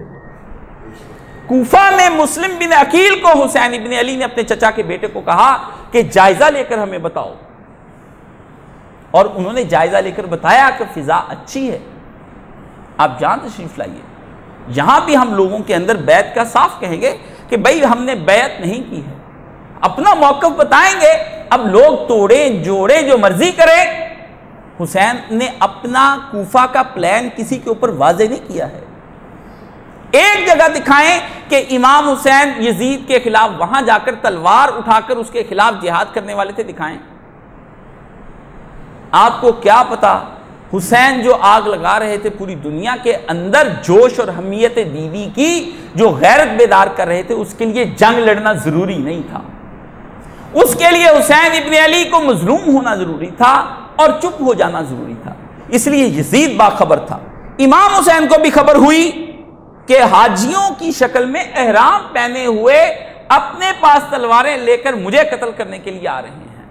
आपने कहा हम मक्का ही छोड़ देंगे। मक्का एक वक्त में हुसैन के नाना ने छोड़ा था, यजीद के दादा से और यजीद के नाना से तंग आकर के। आज हुसैन इब्ने अली मक्का छोड़ रहा है यजीद से तंग आकर। ये दास्तानें हैं। तिलकल अयामुन नुदाविल, हम हैं वो जो वक्त घूम घूम कर आता है। जो नाना पर कभी वक्त आया था, आज वही वक्त हुसैन इब्ने अली पर आ गया है। इसलिए वो भी बाखबर था, वो भी अपने बंदे बदल रहा था। उसको पता चला कि नुमान बिन बशीर सहाबी रसूल, अंसारी सहाबी जो कूफे में गवर्नर हमने लगाया है, वो हजरत मुस्लिम बिन अकील से नरमी बरत रहा है और इमाम हुसैन के मानने वालों को कुछ नहीं करता है। तो उसने वहां से हटाकर उबैदुल्लाह इब्ने जियाद कसाई को वहां लगाया। ये वो उबैदुल्लाह इब्ने जियाद है जिसके बाप जियाद को किसी जमाने में हजरत मुआविया ने लगाया था, और दुनिया जान गई कि कसाई का बेटा कसाई आ रहा है। उनका काम कुछ नहीं था, वो कोई बात नहीं करते थे। वो आकर कहते थे सिर्फ कत्ल करते जाओ, बस बंदा कत्ल करते जाओ। जब कर्फ्यू लगा है करबला में, तो एक आदमी बैरूने शहर से खरीदारी के लिए कूफा में दाखिल हुआ, तो सिपाही उसे पकड़ कर ले आए। तो उसने कहा यार मुझे तो पता ही नहीं कि यहां कर्फ्यू लगा हुआ है। वो उबैदुल्लाह इब्ने जियाद के पास ले गए। उबैदुल्लाह इब्ने जियाद ने कहा तेरी बात सच्ची है, तुझे नहीं पता था, तू क्यों आता, लेकिन हमने रिट कायम करनी है, इसलिए तेरी गर्दन उतारनी है। रिट बनानी हुकूमत की। हुसैन से पहले ही कई कत्ल हो रहे हैं। अभी हुसैन करबला में कत्ल नहीं हुए हैं। हुसैन के 3 कासिद गए हैं वहां पर, और 3 के 3 कासिदों को वहां कत्ल कर दिया गया है कूफा में। अभी हुसैन करबला के अंदर नहीं पहुंचे, इतलाएं आ गई आपको, उधर से इतलाएं इधर आ रही हैं, इधर से इतलाएं उधर जा रही हैं। एक कशमकश चल रही थी, एक गैरते दीनी में फिर रहा है, एक असबियत में पागल हो रहा है। 2 आदमी कर रहे हैं। ये ना कहिए कि दोनों बेखबर हैं। दुश्मनी जिसके पास होती है वो बाखबर होता है। उलमा ने लिखा है कि जैसा खलीफा इधर होता है वैसा खलीफा ही काफिरों का होता है। ये आज चेक कर लें। जैसा पागल आपके यहां है ऐसा ही एक अमेरिका में है, वो भी एक उधर का पठान है, समझ गए। जैसे उमर फारूक थे वैसा ही ज़हीन उस जमाने का उनका भी था। जैसे जैसे बदलता है वैसे वैसे उधर आता है। तो इधर अगर हुसैन इब्ने अली थे बाखबर, तो वो भी बाखबर था। तो उसने इमाम हुसैन से कहा है कि हर हालत में तुमको हुसैन से बैत लेनी है। और हुसैन क्या कहते हैं, किसी भी हालत में तुम उससे बैत नहीं ले सकोगे। ये हाथ तो रसूलुल्लाह के हाथों में खेले हुए हैं। इन हाथों की खूबी ये है कि ये हजर अस्वद को 40 बार लग चुके हैं दौराने हज, और कसम खा चुके हैं खुदा के तेरा ही बंदा रहूंगा। ये उंगली दिन में 5 वक्त फर्ज नमाजों के अलावा बवक्त तहज्जुद भी ये कहती है अशहदु ला इलाहा इल्लल्लाह व अशहदु अन्ना मुहम्मद रसूलुल्लाह। वहदानियत का इनकार करने वाले हाथ अपना उसके हाथ में कैसे दे दे? हुसैन ने कहा ऐसा मुमकिन नहीं है। इसलिए आपने फरमाया कि मेरे जैसा उस जैसे की बैत नहीं कर सकता। ये आपने बड़ा एक तलमीहाना जुमला फरमाया, इस पे मैंने एक बड़ा खुतबा दिया था कि मेरे जैसा उस जैसे की बैत नहीं कर सकता। मेरे शबो रूज तो गुजरे मक्का और मदीना के अंदर इबादात के अंदर, और उसके शबो रूज गुजरे फिस्को फजूर के अंदर, इसलिए आपने इनकार नहीं किया। तो इमाम हुसैन ने दूसरा उनका नुक्ता नगार ये था कि खून रेजी से इज्तनाब किया जाए। इसलिए करबला पहुंचकर भी 9 की रात तक इमाम हुसैन ने तलवार नहीं निकाली। फरमाया नहीं, हम तलवार नहीं निकालेंगे। कहा गया कि जंग शुरू की जाए, फरमाया ये करें शुरू, अगर करेंगे हम क्यों करें, ये हम पे मुसल्लत करना चाहते हैं। इमाम हुसैन ने करबला की नहीं। जब उन्होंने तलवार निकाली तो इधर से निकली। उन्होंने कहा फिर हम ये हक रखते हैं, महफूज रखते हैं ये हक कि हम तुम्हें वोट दें या ना दें। तुम कौन होते हो हमसे जबरदस्ती वोट लेने वाले? हुसैन इब्न अली ने किया। तीसरा मार्का आपका ये है, आपकी जो करबला की तीसरी चीज है वो समझने की है, और वो है कि जब जुल्म मुसल्लत हो जाए तो फिर इस्तकामत का पहाड़ बन जाओ। फिर डरो नहीं, झुको नहीं, बिको नहीं। फिर इज्जत, नमूस, औलाद, माल, जान, बहन, भाई, बच्चे, भतीजे, भांजे, कोई आदमी भी राहे हक में कुर्बान करने का वक्त आ जाए तो सब कुछ कुर्बान कर दो। फिर यह भी ना परवाह करो कि मेरे पीछे जो बहनें हैं इनका क्या बनेगा, ये रुबाब का क्या बनेगा। मर्द तो सारे घर के चले गए, एक बीमार को बिस्तर पर छोड़ रहा हूं, वो हिफाजत क्या करेगा, फिर ये भी नहीं देखोगे। इसलिए इमाम हुसैन के 3 बात कि बातिल की हमायत से इनकार किया, और आपने खून रेजी से इज्तनाब फरमाया, और जब जुल्म मुसल्लत हुआ तो पहाड़ों का वो अज़म नहीं था जितना हुसैन इब्न अली का अज़म बन गया था। इकबाल ने लिखा है कि अज़्मे ऊंचू को सारा मानन, तुम हुसैन के बारे में क्या पूछते हो। उस दिन पहाड़ तो हिल रहे थे अपनी जगह से, लेकिन हुसैन इब्न अली नहीं हिला है अपनी जगह से। फिर जान दे दो। रसूल ने फरमाया जो आदमी अपने माल और अपनी नामूस और अपनी जान के लिए लड़ता हुआ मर जाए, वो आदमी क़यामत के दिन शहीद बनकर उठाया जाएगा। किस लिए कोई जुल्म करे आकर के तुम्हें, किस लिए तुम्हें मार दे, वो अलग बात है कि अब के दौर में हम ये कहते हैं, मौलवी हम मशवरा देते हैं तुम लोगों को कि ये लोग तुमको जब मार देंगे तो तुम कहां तुम्हारे बच्चे जाएंगे, इसलिए डाकुओं को सब कुछ हाथ से दे दो। वो अलग बात है कि हम तुमको बुज़दिली की बातें सिखाते हैं, क्योंकि अब कोई रियासत तुम्हारी वाली वारिस नहीं है। वो तो सिर्फ तुमसे टैक्स लेती है, तुम पे खर्च नहीं करती, तुम्हें मरने के लिए छोड़ देती है ये रियासतें। आज जो दिन तुमने देखे हैं ये इसलिए देखे हैं कि उस दिन 72 के साथ तुम नहीं खड़े हुए थे। आज जो तुम्हारे साथ जुल्म है पूरी दुनिया के अंदर, और वो तुम्हें जूते मारते हैं और तुम्हारे सरदारों को और तुम्हारे सदरों को और तुम्हारे बड़े बड़े बादशाहों के साथ हाथ मिलाते हैं और खुद खाते पीते हैं, वो तुमको कीड़ों मकोड़ों की तरह रौंदते हैं। ये उस दिन तुम्हारे आबाओ अजदाद अगर हुसैन इब्न अली के साथ खड़े हो जाते तो आज तुमको ये दिन ना देखने पड़ते। करबला का जो कहानी है, जो किस्सा है, जो वाकया है, ये तुमको 3 चीजें सिखा गई कि बैत से इनकार, हम बैत नहीं करेंगे, हमारे हाथ खड़े हैं, हम क्यों बैत करें? क्यों? रसूल ने कहा है और कुरान ने मना किया। इसलिए हुसैन कुरान को जिंदा करने के लिए अब करबला में गए हैं। इसलिए वो जो लोग मुझसे बार बार सवाल करते हैं, रात भी एक साहिब आए हुए थे बड़ी दूर से, 2 रोज से मेरे पास इस तरह, इस्लाम जिंदा होता है हर करबला के बाद। मुझे कहने लगे इस्लाम मरा ही कब था? मैंने उनसे कहा क्या इस्लाम अभी जिंदा है? चलिए छोड़िए, आपकी बात मानता हूं। आप जहां से आए हैं और जिस तहरीक से आप वाबस्ता हैं, क्या आज इस्लाम जिंदा है? आप मेरे घर क्या करने के लिए आए? इस्लाम जिंदा करने के लिए तो आए हैं। ये जो आप गली गली मोहल्ले मोहल्ले खिलाफत के निज़ाम को राइज करने का कह रहे हैं, ये मरा हुआ ही इस्लाम तो है। इस्लाम अगर जिंदगी, इस्लाम के अंदर जिंदगी अगर नमाज और रोज़ा और हज और कुर्बानी है तो वो इस्लाम तो जिंदा है।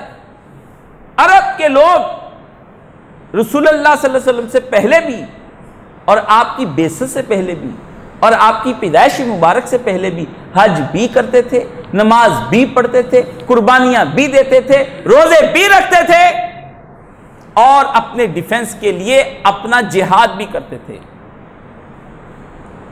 तो इकबाल से किसी ने पूछा कि ये सब क्या है, तो उसने कहा नमाजो रोज़ा हज्जो कुर्बानी सब बाकी हैं मगर तू बाकी नहीं।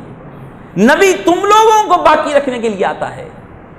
नबी नमाजें पढ़ाने के लिए नहीं आए हैं, नबी रोजे रखवाने नहीं आते हैं, नबी हज करवाने के लिए नहीं आते हैं। अगर ये बात थी तो नबी ने क्यों कहा लकुम दीनुकुम वलिय दीन? नबी ने अगर ये इसी का नाम दीन है तो दीन में तो मुशाबहत थी, तो रसूलुल्लाह कहते कि हम आपस में एक दूसरे से मुआहिदा कर लेते हैं, हम इस तरह से करते हैं, एक दिन आप पूजा कर लिया करें, एक दिन हम पूजा कर लिया करेंगे।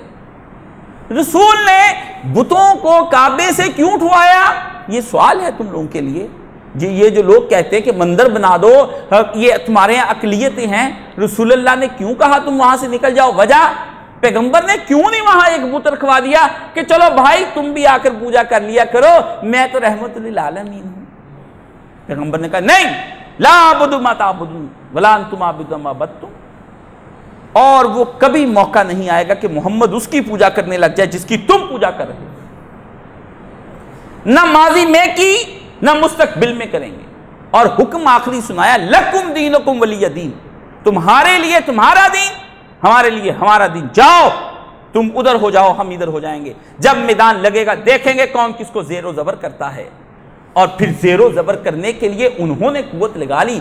जितना अबू जेहल ने इस्लाम को समझा है उतना तुम लोग भी नहीं समझ सकते हो। वो समझता था कि मोहम्मद सल्लल्लाहु अलैहि वसल्लम जब ये कहलवाते हैं अशहदु अल्ला इलाहा इल्लल्लाहु वहदहु ला शरीका लह, वो कहता है ये ला नहीं है, ये एक तलवार है जो वो जहल की रग पे रखकर तुम काट रहे हो। वो ला के मतलब को समझता था, तुम आज तक ला के मतलब को नहीं समझ सके हो। वो इल्लल्लाह का मतलब समझता था कि वाए अल्लाह के कोई खुदा नहीं है।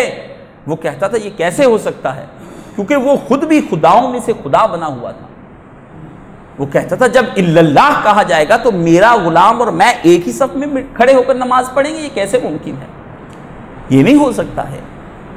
जितना यजीद हजरत हुसैन को अपने लिए खतरनाक समझता था उतना ही उसने खतरनाक स्ट्रेटजी बना के इमाम हुसैन को उतने ही खतरनाक तरीके से आपको तय किया है।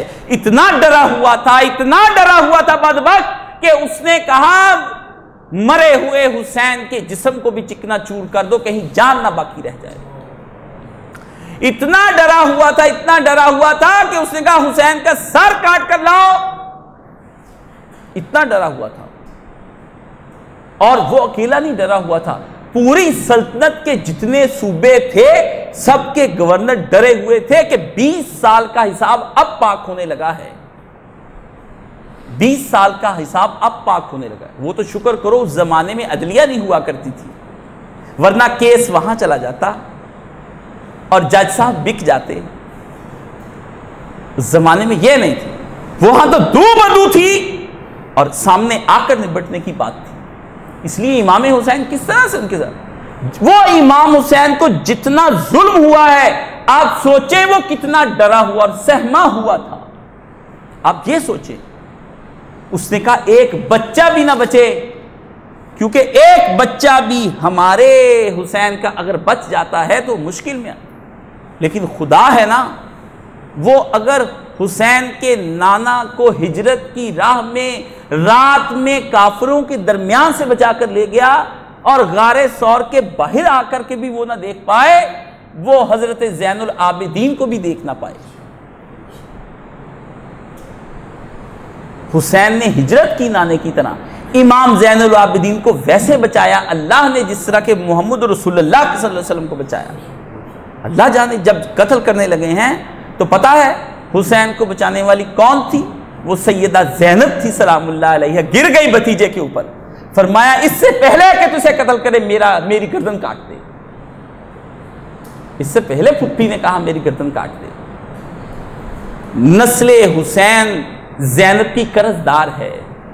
आज जो तुम्हें रसूलुल्लाह की औलाद में से सादात नजर आते हैं और इन्ना आताइना कल कौसर की तफसीर में रसूल की कसीर औलाद तुमको नजर आती है, जो अबू जहल ने कभी कहा था कि तू नामुराद और बे औलाद और बेनस्ल होकर मरेगा।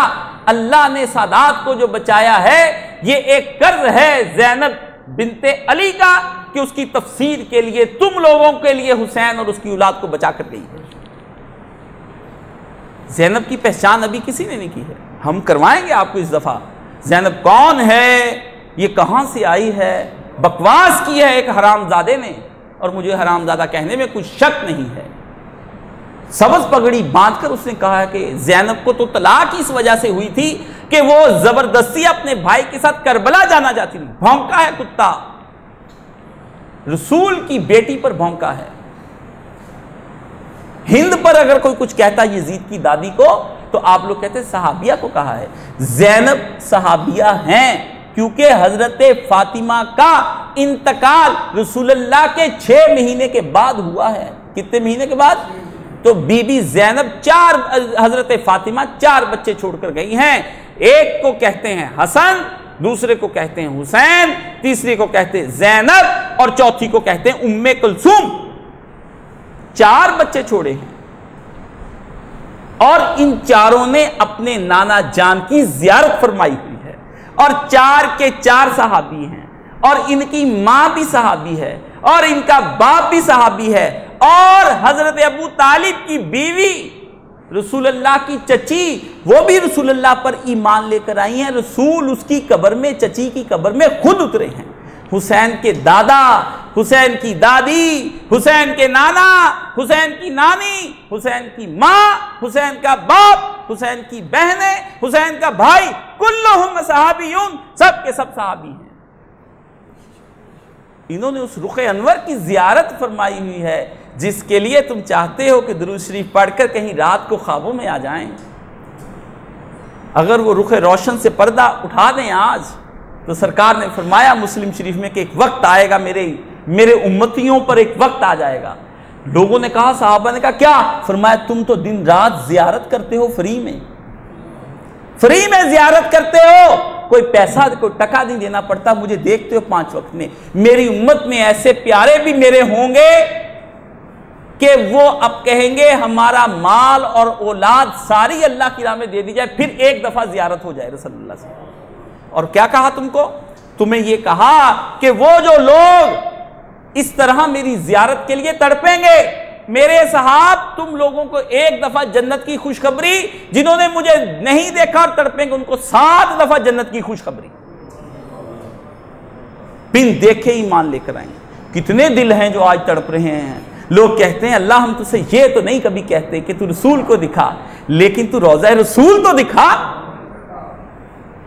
कितनी आंखें हैं कि रोती हुई और तड़पती हुई वहां यहां सहराओं में मर गई, हज करने के लिए गए और पहुंच ही ना सके। कितने सफीने थे जो इस दरियाए बहरे अरब में, जो कराची से शुरू होता है और अरब में जाकर खत्म होता है, उसमें डूब गए कि हम रोज़ा रसूल जा रहे हैं, लेकिन पहुंच ही नहीं पाए। कितने राही थे जो मक्का से मदीना की जानिब गए और भूख और प्यास से ही दम दे गए। उनकी जियारत की है, ज़ैनब बचा कर लेकर गई है। इसलिए इमाम हुसैन अलैहिस्सलाम ने यजीद के बारे में जो पॉलिसी इख्तियार की वो ये की है और कहा मैं बैत नहीं करूंगा किसी सूरत में। आप मुकदमे को समझने की कोशिश करें। ये बार बार कहते हैं वो अगर खरूज करते, खरूज कहते हैं खलीफे के खिलाफ बगावत करने को, वो खलीफा होता तो खरूज होता। एक आदमी कोई औरत उठा के ले जाए और जाकर जबरदस्ती उससे अंगूठे लगा के निकाह करे और अंगूठे लगवाने को और कहे मैं तेरा शौहर हूं, हुजूर ने फरमाया शौहर की इताअत करो, हुजूर ने फरमाया, तो आप उसको उसका शौहर मान लेंगे हैं? ये कहां का खलीफा? इस्लाम में खलीफा आने का कोई दस्तूर है, कोई तरीकाकार है, कोई उसका मेथड बनाया गया है, कोई कानून है। इस तरह तो खलीफा नहीं होता कि जो आ जाए आप उसको खलीफा मान लें, जो मुसल्लत हो जाए आप उसको खलीफा मान लें। मुसल्लत शुदा आदमी की सजा आइन के अंदर मौत है आज भी, आर्टिकल 6 के तहत। आज के जदीद दौर में भी उसकी ये सजा है।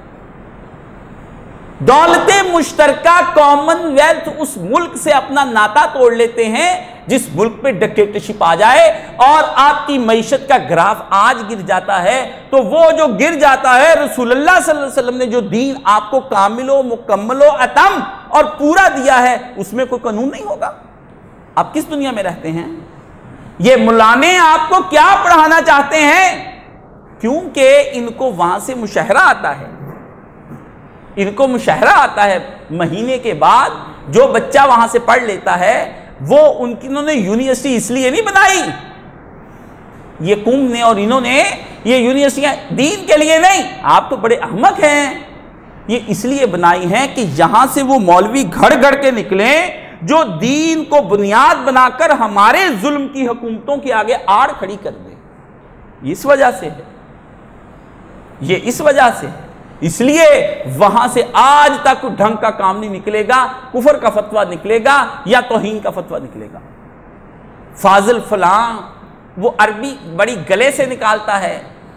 अरबी तो अबू जहल की बहुत अच्छी थी, अरबी जुबान तो अबू लहब की बहुत अच्छी थी, अरबी तो उमैया इब्ने खलफ जो बिलाल को मारता था उसको अच्छी थी।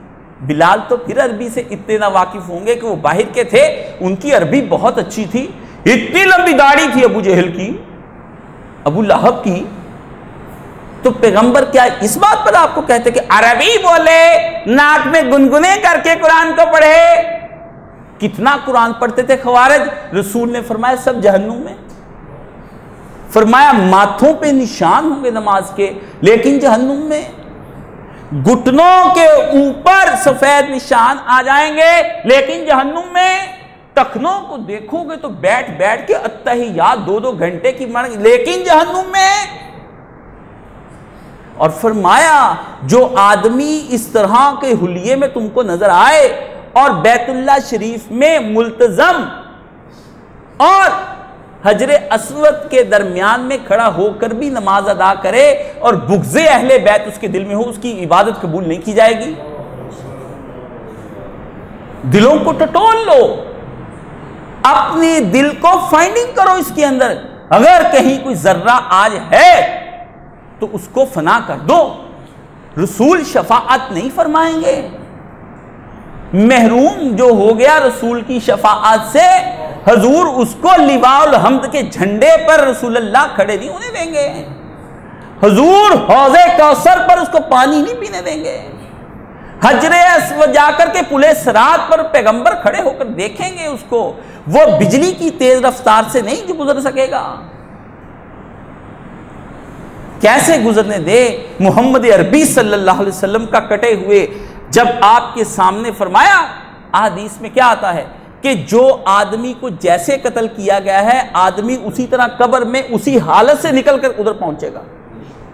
तो हुसैन इब्न अली कैसे पहुंचेंगे? या हुसैन, आपका तो जिस्म ही नहीं था, आप कैसे पहुंचेंगे?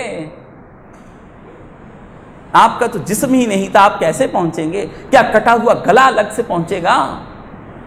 क्या रौंदी गई उंगलियां पहुंचेंगी? जिस लब पर रसूलुल्लाह ने लब रखे हैं वो कैसे पहुंचेंगे वहां पर? हाँ, जब उसने छड़ियां मारी उबैदुल्लाह इब्न ज़ियाद ने, तो हजरत अनस वो सहाबी रसूल है जिसने 10 साल रसूलुल्लाह की खिदमत की और उसने कहा छड़ी हटा ले, इन लबों को बोसा देखा है इन आंखों ने देते हैं। रसूलुल्लाह सल्लल्लाहु अलैहि वसल्लम बोसा ले रहे थे और अशबहा सबसे ज्यादा मुशाबिहत इसकी शक्ल की थी रसूलुल्लाह की। तूने वो शक्ल अपने कदमों में रख ली, बदबख्त, और अपनी छड़ी के साथ इसरा इसरा लबे हुसैन को क्या कर रहा है? आप किसकी बात करते हैं? हुसैन को जो कुछ हुआ है, हुसैन ने एक उम्मती होने का फरीज़ा अदा किया है। इसलिए कहते हैं प्यारे नबी के बिल यकीन वो नूरे ऐन हैं। इसमें जिसने भी जरा सी भी किसी आदमी ने ये बात की कि मुझे जरा शक है, तो वो अपने शक को खत्म कर ले। आज तो मैं मिंबर पे बैठा कह रहा हूं, क़यामत के दिन ये सदा बंद हो जाएगी और मौका खत्म हो जाएगा। मौत के वक्त में फरिश्ते हिसाब का दफ्तर बंद कर लेंगे, फिर हुसैन से मोहब्बत करने का मौका नहीं रह जाएगा। इधर ही तौबा कर लो अगर कोई शुबा है। ये जो बातें मैं तुमसे कहता हूं ये रिकॉर्ड हो रही है, इस वक्त फरिश्ते यहां बैठे लिख रहे हैं। ये अभी अभी असर की नमाज के बाद जाकर के अल्लाह की बारगाह में मेरा जुमे का खुतबा पेश किया जाएगा और यहां के जो लोगों के दिलों में चल रहा है नीयतों के साथ वहां बताया जाएगा कि वहां एक जिक्र हुसैन कर रहा था इस वजह से कि मोहम्मद अरबी सल्लल्लाहु अलैहि वसल्लम ने जिक्र फरमाया है।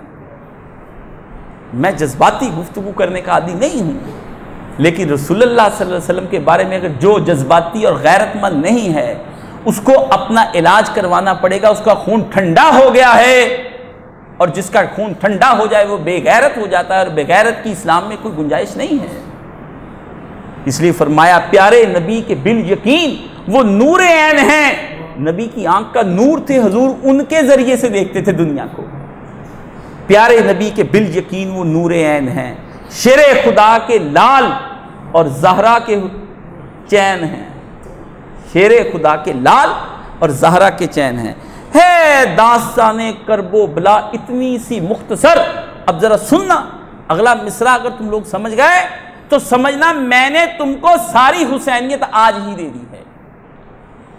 एक लफ्ज था है कि कभी था, एक है अब तो क्या है दास्ताने करबो बला इतनी सी मुख्तसर।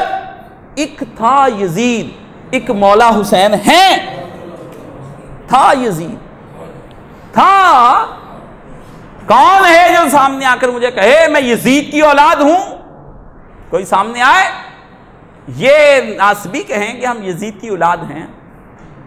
मैं तो कहता हूं कि हम अपने इमाम की रूहानी औलाद हैं। हमें तो निस्बत है अपने इमाम से। हुसैन हैं, मिटाओ उनको। कैसे मिटाओगे हुसैन को? इंसान को बेदार तो हो लेने दो। हर कौम पुकारेगी हमारे हुसैन हैं।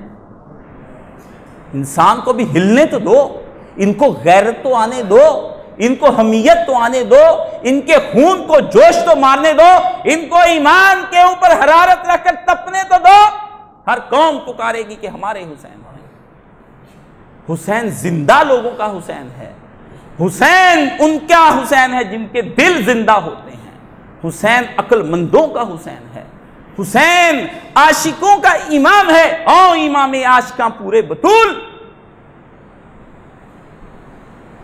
इकबाल ने कहा कि हुसैन आशिक नहीं है बल्कि आज तक जो अल्लाह और उसके रसूल के आशिक आए हैं उनका इमाम है। ये कहां से उसे सीखा है? क्योंकि रसूल ने कहा है कि हुसैन जन्नत के जवानों के सरदार हैं। जन्नत के जवान वो होंगे जो अल्लाह और उसके रसूल से मोहब्बत करते होंगे, जो अल्लाह रसूल से मोहब्बत करते होंगे, उनका इमाम वो है जो उन सबसे बढ़कर अल्लाह और उसके रसूल से प्यार करता होगा। हुसैन मोहब्बत का वो इस्तिआरा है जो अल्लाह और उसके रसूल के दरमियान में ऐसे हैं कि उन्होंने अपने और अल्लाह की मोहब्बत के दरमियान में कुछ भी नहीं छोड़ा है। वो जो हुसैन इब्न अली इस तरह से करबला के बाहर, अपनी खैमे के बाहर इस तरह अपने बच्चों को कत्ल होता हुआ देख रहे हैं और चेहरे का रंग मुतगय्यर ही नहीं हुआ, हिले नहीं, रोए नहीं, पुकारा नहीं किसी को हुसैन ने। मैं कहता हूं या हुसैन, ये वो कौन से नज़ारे के आप मज़े ले रहे थे उस वक्त में? बज़ाहिर तो खानदान कटता होगा, मगर निकाह में अल्लाह रब्बुल इज़्ज़त की तरफ मुराकबा होगा आपका। वो कौन सा मुराकबा आपने किया है जहां आपने इतने इतने पहाड़ों को और खून की नदियों को बर्दाश्त किया है? इसलिए दास्तान करबो बला है इतनी सी मुख्तसर। एक था यजीद और एक मौला हुसैन है। हुसैन हैं, हुसैन थे नहीं। इंसान बेदार हो रहा है, वो कहता है इंसान आज का कि मुझे बेदार होने दो। ये जहां कहीं भी हुर्रियत पाई जाती है, आज़ादी पाई जाती है, वहां हुसैन। ये आपको गुलाम बनाना चाहते हैं। ये चाहते हैं कि हुसैन वापस हो गए थे, वो 3 शर्तें रख दी थी, सारा किस्सा 3, हर बात पर ये हमें ये कहते हैं, ये नुक्ता रख लो, ये तुम लोगों ने पूछना है इनसे। ये कहते हैं हदीस लेनी है तो सही लेनी है, आपके यहां से रवायत लेनी तो सही लेनी है, झूठी रवायतें हैं। आप इनसे मुतालिबा करें कि सनदे सही के साथ इमाम हुसैन को जो 3 शर्तें पेश की हैं, आप हमको सनदे सही के साथ ला दें, हम आपको सोने के तराजू में रखकर तोल देंगे। ये क़यामत की सुबह तक निला। मर गया वो हाफिज सलाहुद्दीन यूसुफ नासबी। अब उसका किस्सा सुन लो मुझसे, छोटा सा। जब मैंने इनके उस बुत को गिराया है जिसकी ये पूजा करते रहे हैं, शहर के मुलाने तो कोई शहर नहीं जिन्होंने फतवा दिया है, वो नासबी इन सब का बड़ा बुत था। जैसे सारे बुत खाना काबा में थे, लेकिन एक बुत बड़ा सा था जिसका नाम हुबल था, वो इन नासबियों का हुबल था। मैंने उसकी किताब सानिहा करबला और रसूमाते मुहर्रमुल हराम लेकर उसके पास गया। आज तो वो मेरा यार नहीं है, लेकिन किसी ज़माने में हमारा यार गार होता था, अब्दुल मन्नान रासिक। अब वो कहता है मुझे बातें भूल जाती हैं, या अल्लाह इसके हाफजे को ताज़ा फरमा, वो हाफजा जिसके अंदर इसके मोहब्बत होती थी हुसैन की, या अल्लाह इसको वो हाफजा ता फरमा जहां इसने शान हसन हुसैन इसके अहले बैत में जब लिखी थी। अल्लाह इसके हाफजे को ताज़ा फरमा। अगर ऐसा हाफजा इसका काम नहीं करता तो या अल्लाह इस हाफजा किसी काम का नहीं, जिसका हाफजा जाता रहे वो बंदा फारग हो जाता है? साथ था। तो मैंने उसे कहा आपने ये किताब लिखी? कहते लिखी, और आज तक लिखी, नेट पर देख लो, उठाकर पढ़ लो जाकर के। मैंने कहा आपने इसमें लिखा कि इमाम हुसैन का सर कट कर यजीद के पास नहीं गया, क्योंकि जिस रवायत में ये आता है वो रवायत की सनद सही नहीं। मैंने कहा आपकी बात मान ली, आपकी बात मान ली। आइए अगले 10 सफ़ों के बाद आप लिखते हैं हुसैन ने 3 शर्तें हुसैन को पेश की गई और उन्होंने कबूल कर ली। इसकी रवायत सही है, इसकी रवायत सही है? कहता सही है। मैंने कहा हजूरे वाला निकाल दें, कोई हम भी पढ़ लें, वो जहालत जो आपने पढ़ रखी है कुछ हम नादानों को भी अता फरमाइए। तो लगा इधर उधर से करने। मैंने कहा रुक जाइए, मैं बताता हूं मसला क्या है। ये दोनों टुकड़े एक ही रवायत के हैं, दोनों की एक ही सनद है। अगला टुकड़ा मानते हो, पिछला नहीं मानते हो। अगर तो 3 शर्तें इमाम हुसैन ने मानी है तो सर भी कट कर गया होगा और जालिम ने आपके चेहरे पे छड़ियां भी मारी होंगी। तीन शर्तें सही सर कटने की रिवायत दुरुस्त नहीं है तो तीन शर्तों वाली भी सही नहीं, तीन शर्तों वाली भी सही है। और वो अतीकुर रहमान संभली मौलाना मंजूर नुमानी का लड़का, इतनी दाढ़ी बुड्ढे हो जाते हैं तो ये लड़कों से बुजुर्ग बन जाते हैं। मुझे तो छोकरे ही नजर आते हैं ये सारे, मैं तो इनको नहीं रियायत देता। जो हुसैन को रियायत न दे उसके लिए कोई रियायत नहीं है, क्योंकि मेरे हुसैन भी बूढ़े थे, उनको भी बुढ़ापे में रखकर मारा, उनके जिस्म पाक की कबा को तार तार किया, उनके जिस्म मुबारक को चूर चूर किया, घोड़ों के नीचे उस्तने नाज़नीन को रोंदा, 3 दिन बेआबो दाना रखकर हुसैन को प्यासा रखकर शहीद किया। मैं तो नहीं छोड़ने वाला तुम्हें किसी सूरत में, तुम कितने ही मुफस्सिर बन जाओ, मैं तुम्हारी तफसीरों से पहले ही आलिम हूं। तुम्हारी तफसीर पढ़कर मैं आलिम नहीं बना, मैं हुसैनियों की सैयद मौदूदी की तफसीर पढ़कर आलिम बना। जो सैयद था, जिसने दिफा किया, जो अली का पुत्र था, जो हुसैन की नस्ल से था, उसने दिफा किया। जो मोहम्मद रसूलुल्लाह का बेटा था, उसने दिफा किया। तो मैंने कहा मौलाना ये बताओ कहां पे लिखा हुआ है? तो नासबी परेशान हो गए वहां पर आकर। और अतीकुर रहमान संभली कहता है कि शर्तें भी पेश हुई, हुसैन ने मान भी ली, फिर यार कत्ल क्यों हुआ ये मुझे समझ नहीं आती, ये मुझे समझ नहीं आती। तो मैंने कहा मुलाने मैं समझाता हूं, तू बता। कहता मुझे ये समझ आई है कि अल्लाह की तकदीर गालिब आ गई थी। क्या आ गई थी?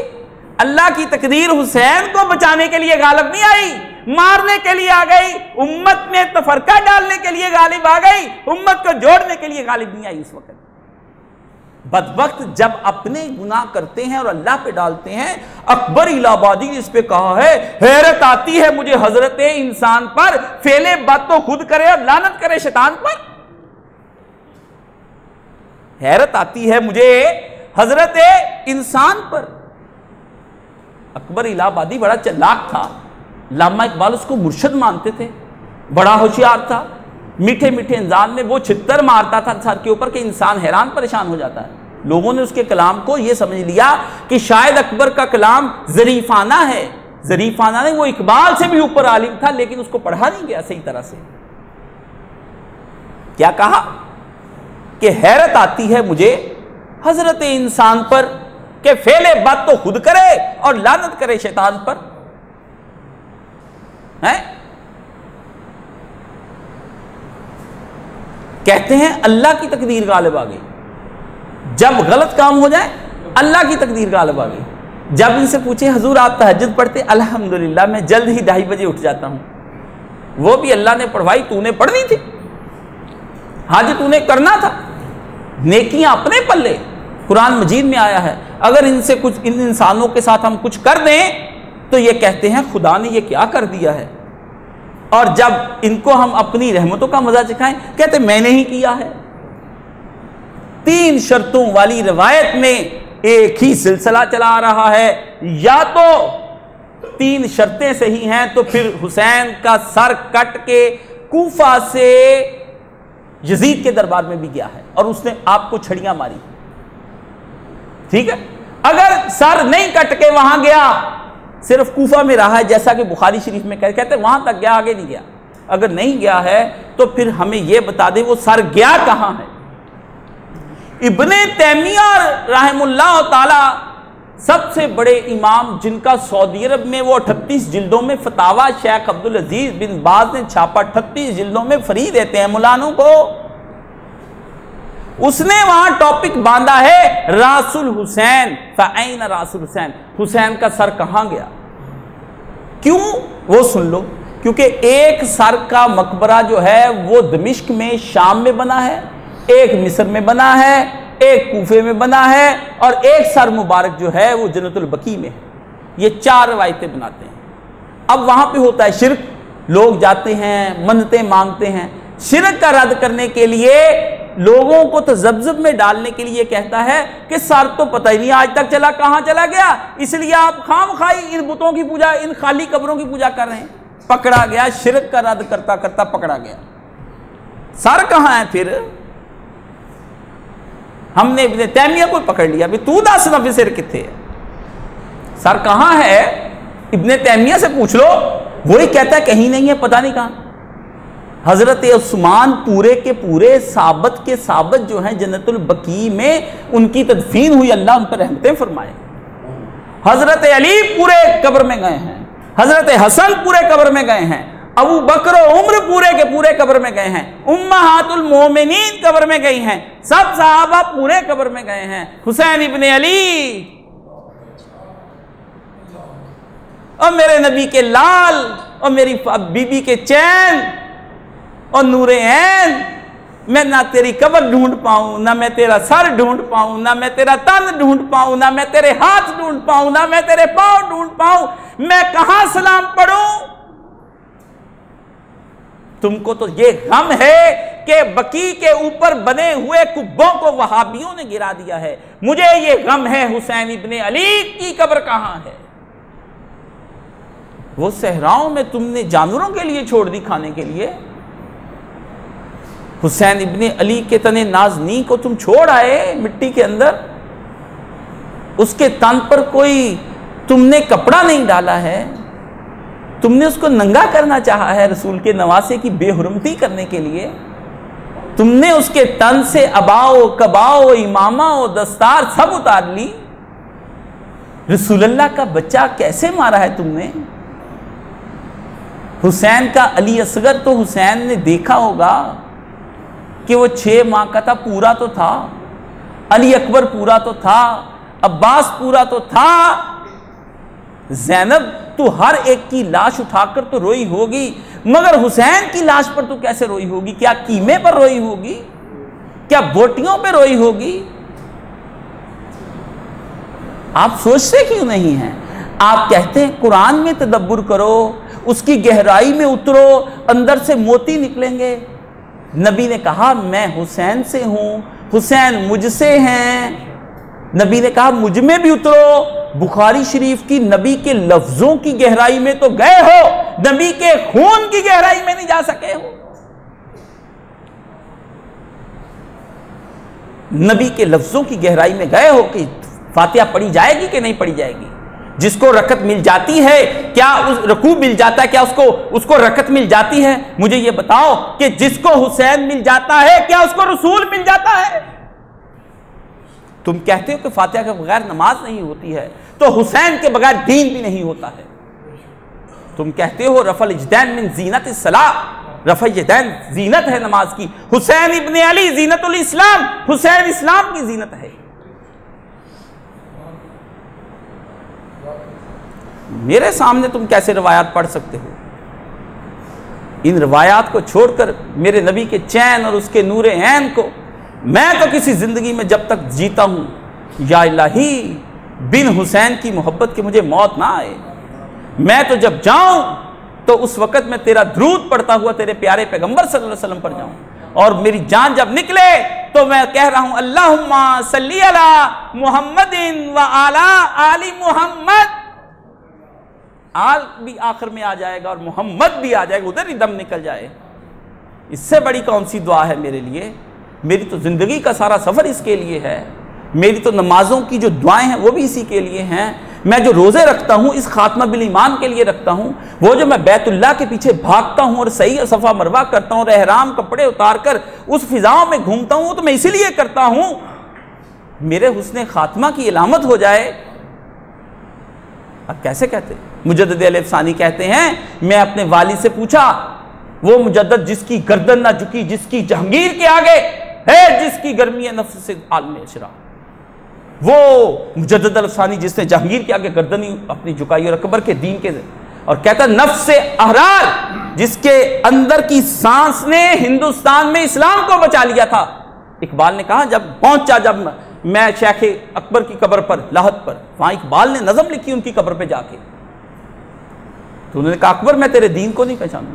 वो ये लिखते हैं मुजद्दिद अल-अफ़सानी, अल-अफ़सानी का मतलब होता है, अलफ का मतलब होता है 1000 और सानी का मतलब दूसरा। मुजद्दिद उसको कहते हैं जो दीन को दोबारा से रीन्यू करके खड़ा कर दे, उससे गर्दो गुबार उतार दे। तो कहते हैं 1000 साल के बाद जो आदमी खड़ा हुआ है उसका नाम हजरत अहमद सरहंदी मुजद्दद अल-अफ़सानी है। 1000 साल के बाद उसने दीन को निखार दिया। खड़ा ये जो औरंगजेब आलमगीर ने आपके दौर में इस्लाम नाफज किया अपने दौर में, ये उनके पोते हजरत ख्वाजा मासूम के हाथों के जरिए से यहाँ पर आया। कभी तारीख पढ़िए आप जा करके, तो कहते हैं मेरे वालिद ने बहुत अहले बैत का जिक्र किया करते थे। तो मैंने अपने बाप से कहा इतना जिक्र अहले बैत क्यों करते हैं? कहते बेटा हमारे बुजुर्गों से ये रवायत चली आ रही है, जो अहले बैत से प्यार करता है मरते वक्त उसकी जान आसानी से निकलती है। अब्बा जी की मरने का वक्त आ गया। मुजद्दद अल-अफ़सानी कहते हैं मैं करीब हूं अब्बा के, तो अब्बा को नज़ा का आलम छिड़ा है। कहा अब्बा जान, अब्बा जान। अब्बा ने देखा हाँ बेटा। कहा आप फरमाया करते थे अहले बैत। कहते अल्हम्दुलिल्लाह मुझे अब लज्जत आ रही है, वो मजा पा रहा हूं, मजा पा रहा हूं। क्यों अपनी जानें मुश्किल से निकलवाने के लिए जहन्नुम के फरिश्ते बुलवाना चाहते हो? तो सीधी सी बात है, एक था यजीद, एक हुसैन हैं, हुसैन आज तक हैं। तो आपको मैंने मुकदमा इमाम हुसैन का समझा दिया कि कभी भी बातिल की हमायत से साफ इनकार, और अगला मरहला खून रेजी से इज्तनाब, लड़ना नहीं हमने पहले, लेकिन अगर दुश्मन हमारी गैरत दीनी को ललकार कर हम पर हमलावर हो जाए तो तलवार निकालकर फिर भरपूर तरीके से जंग लड़ो उसके साथ, यहां तक कि तुम फना हो जाओ और तुम्हारा कुछ बाकी ना रहे। ये 3 बातें करबला के साथ हैं। जो पूरी करबला समझना चाहता है वो 3 बातें याद कर ले। इन 3 बातों के बाहर करबला नहीं है कि बातिल की किसी सूरत में हमायत की जाएगी, और कभी भी खून रेजी के लिए सबसे पहले हाथ हम नहीं बढ़ाएंगे, और जब हम पर जुल्म मुसल्लत किया जाएगा हम कोहे इस्तकामत बन जाएंगे। यह है इमाम हुसैन का सारा फलसफा। अल्लाह ताला आपको इमाम हुसैन की तफसीर, हुसैन की तफसीर, कुरान की तफसीर तो है, हुसैन की तफसीर समझने की तौफीक अता फरमाए। अल्लाह ताला आपके दिल में वो हमीयत, वो गैरत पैदा फरमा दे जो हुसैन इब्ने अली अलैहिस्सलाम के ऊपर थी। अल्लाह ताला आपको मुहिब्बाने अहले बैत में शुमार फरमाए, आपका खातिमा बिल ईमान हो जाए, और यजीद, प्लीद और मलून से हमारा कोई रिश्ता नहीं, हमारा वो कुछ नहीं लगता। सारी दुनिया उसको रहमतुल्लाह अलैह कहे, मैं तो उसको लानतुल्लाह अलैह कहूंगा। मैं तो ये कहते हैं मुअय्यन पर गुनाहगार पर लानत नहीं है। तो मैंने कहा जब वो मियाँ बीवी आपस में एक दूसरे पे जना का इल्ज़ाम लगाते हैं तो इस्लाम ने यह कानून बनाया है कि 4 दफ़ा मर्द कसम खाए कि मेरी बीवी बुरी है किसी के साथ, और अगर मैं झूठा हूं तो मुझ पर लानत है। बीवी भी ये कहे कि ये झूठा है, अगर मैं, वो भी अपना इनकार कर सकती कि नहीं ये इल्ज़ाम लगा रहा है, अगर ये झूठा है तो मुझ पर लानत। 4 दफ़ा वो ये कहे। तो मैंने कहा मुअय्यन तो हो गया, अपने पे लानत डाल रही, वो अपने पे डाल रहा है। कहते नाम लेकर लानत ना करो, वैसे कही जाओ सब पे लानत बेशुमार। नहीं, वो सब पे जब लानत बेशुमार वो तुम पर, यजीद पर खास और खास, समझ गए? वो लानत बेशुमार तुम पर, तुम रहो उनके साथ। हम तो रज़ी अल्लाह ताला अन्हु भी हुसैन को कहेंगे और अलैहिस्सलाम भी आपको कहेंगे। अगर हमने उस पर सलाम नहीं पढ़ना तो किस पर सलाम पढ़? हम हैं तेरे ए हुसैन गुलाम, ए हैदर, हुसैन इब्ने हैदर, तुझ पे लाखों सलाम। व आखिर दवाना अनिल हम्दुलिल्लाह।